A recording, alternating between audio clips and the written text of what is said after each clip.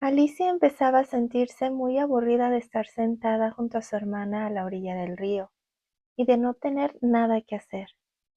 Había curioseado una o dos veces en el libro que su hermana leía, pero este no tenía ilustraciones ni diálogos.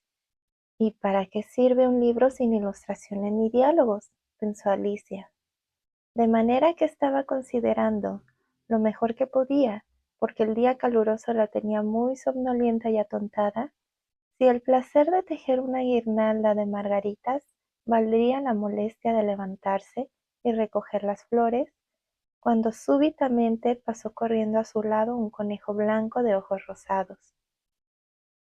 No había nada excesivamente extraordinario en eso, ni Alicia consideró excesivamente extraordinario oír que el conejo se decía: ¡ay, Dios mío, llegaré demasiado tarde!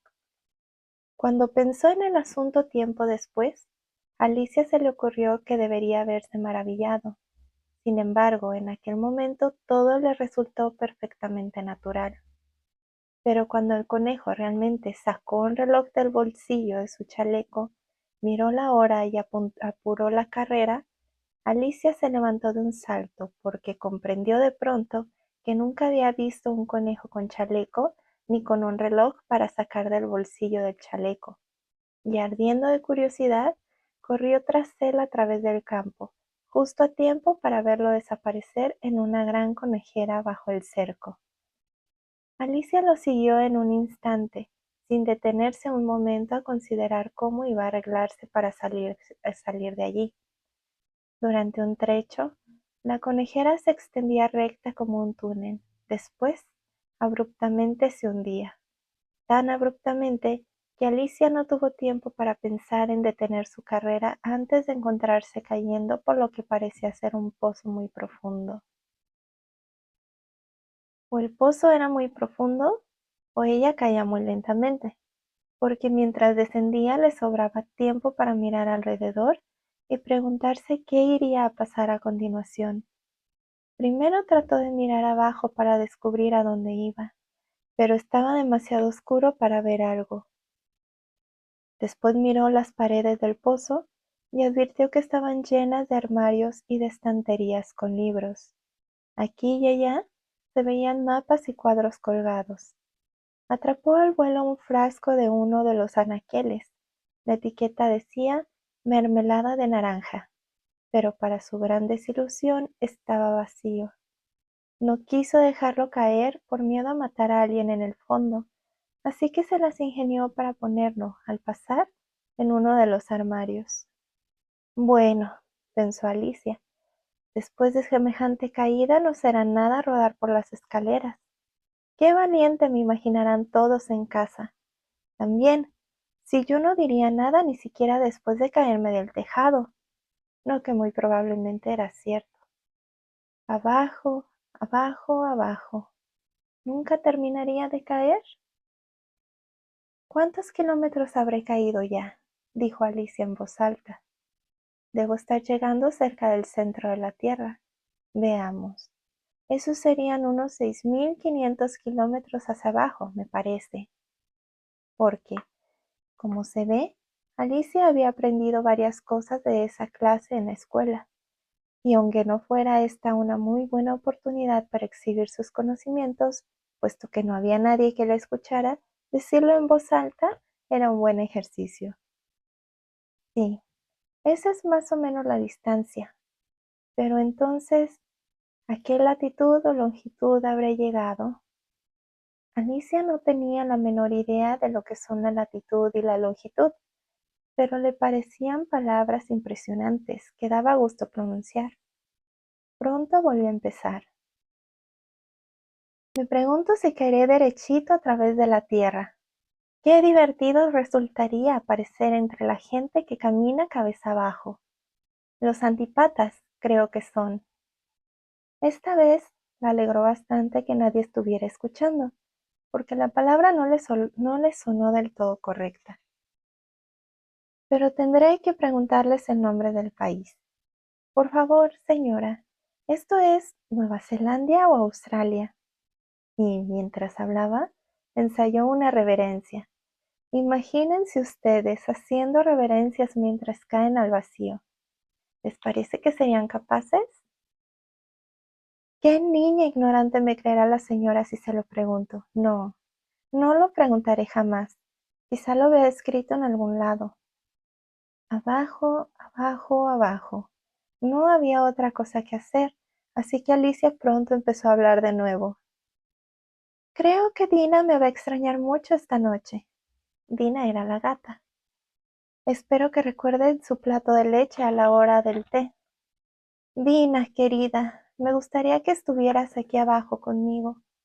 Temo que en el aire no haya ratones, pero podrías atrapar un murciélago, y eso se parece mucho a un ratón, ¿sabes? ¿Pero comen murciélago los gatos? Aquí, Alicia empezó a adormecerse un poco, y continuó diciéndose como si soñara. ¿Comen murciélago los gatos?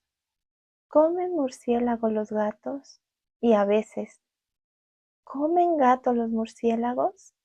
Porque como no tenía respuesta para ninguna de las preguntas, no importaba demasiado el modo en que las hiciera. Sintió que se dormía, y apenas había empezado a soñar que paseaba de la mano con Dina y que muy seriamente le preguntaba, «Ahora, Dina, dime la verdad, ¿alguna vez comiste un murciélago?» Cuando de pronto, ¡paf! ¡Paf! Fue a dar sobre un montón de tallos y hojas secas, y la caída terminó. No se hizo ningún daño, y al instante se puso de pie de un brinco.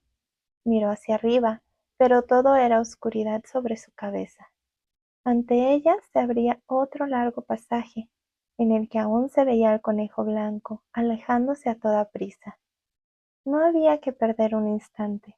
Allá fue Alicia, rápida como el viento, justo a tiempo para oírle decir al desaparecer a la vuelta de un recodo. «Por mis orejas y bigotes, ¡qué tarde se está haciendo!». Al llegar al recodo, Alicia seguía al conejo blanco muy de cerca, pero cuando ella dio la vuelta, él se había esfumado, y Alicia se encontró en una sala larga y baja, alumbrada por una hilera de lámparas que colgaban del techo. En todas las paredes de la sala había puertas, pero todas estaban cerradas con llave. Después de haber ido de un lado a otro, probándolas una por una, Alicia se encaminó tristemente hacia el centro de la sala, preguntándose cómo se las arreglaría ahora para salir. De pronto se encontró ante una mesita de 3 patas, toda hecha de cristal macizo. Sobre esta no había otra cosa que una minúscula llave de oro. Lo primero que Alicia pensó fue que la llave correspondería a una de las puertas. Pero ¡ay! O las cerraduras eran demasiado grandes, o la llave demasiado chica. Lo cierto es que no pudo abrir ninguna de las puertas. Sin embargo, en una segunda recorrida, Alicia descubrió una cortina baja que no había notado antes, y tras ella una puertita de unos 40 centímetros de altura. Probó la llavecita de oro en la cerradura. Para su gran alegría, encajó. Alicia abrió la puerta y descubrió que daba a un pequeño pasaje, no mucho más grande que una ratonera. Se arrodilló a través del pasadizo. Vio el más hermoso jardín que ustedes hayan contemplado nunca. Cómo anheló salir de esa sala lóbrega y vagar entre aquellos macizos de rutilantes flores y aquellas frescas fuentes. Pero ni siquiera podía pasar la cabeza por la entrada del pasaje. Y aunque la cabeza pudiera pasar, pensó la pobre Alicia, me resultaría muy poco útil sin los hombros. Ay, cómo me gustaría poder plegarme como un telescopio. Creo que sería capaz de hacerlo si solo supiera cómo empezar. Porque, ya lo ven, tantos sucesos extraordinarios habían ocurrido últimamente que Alicia empezaba a creer que muy pocas cosas eran verdaderamente imposibles. Parecía inútil esperar al lado de la puertita, de modo que regresó junto a la mesa, con cierta esperanza de encontrar en ella otra llave, o al menos un libro con un método para achicar a la gente como a los telescopios. Esta vez encontró en la mesa una botellita, que por cierto no estaba aquí antes, pensó Alicia, que tenía atada al cuello una etiqueta de papel con la palabra Bébeme, primorosamente impresa en letras mayúsculas. Estaba muy bien que le dijeran Bébeme, pero la sabia Lisita no iba a hacer eso precipitadamente. No, primero miraré a ver si está marcado o no, porque había leído varias bonitas historias de niños que fueron quemados vivos o devorados por bestias salvajes y muchas otras cosas desagradables. Todo porque no quisieron recordar los sencillos preceptos que sus amigos les habían enseñado. Por ejemplo, que un atizador al rojo quema si se lo sostiene demasiado tiempo, y que si uno se corta muy profundamente un dedo con un cuchillo, el dedo por lo general sangra, y que Alicia nunca había olvidado esto. Si uno bebe demasiado de una botella marcada veneno, es casi seguro que le va a caer mal tarde o temprano. Sin embargo, este frasco no decía veneno, de modo que Alicia se atrevió a probar su contenido y, encontrándolo muy rico, tenía en realidad una especie de sabor combinado a tarta de cerezas, flan, ananá, pavo asado, caramelo y tostada caliente con manteca. Muy pronto se lo tomó todo. ¡Qué sensación tan extraña!, dijo Alicia. Debo estar disminuyendo de tamaño como un telescopio. Y así era, por cierto. Ahora solo medía 25 centímetros de altura, y su rostro resplandeció entre el pensamiento de que su tamaño era adecuado para pasar por la puertita rumbo al hermoso jardín. Antes, sin embargo, esperó unos minutos para ver si seguía achicándose.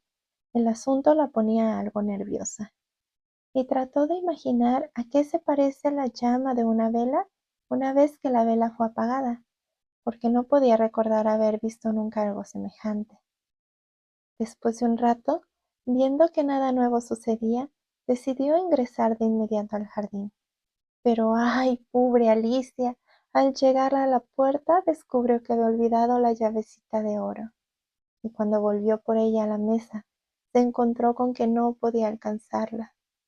La veía muy claramente a través del cristal, e hizo todo lo posible para trepar por una pata de la mesa, pero era demasiado resbaladiza, y cuando sus esfuerzos la agotaron, la pobrecita se echó a llorar. Vamos, es inútil que llores así, se dijo severamente Alicia. Te aconsejo que pares de inmediato.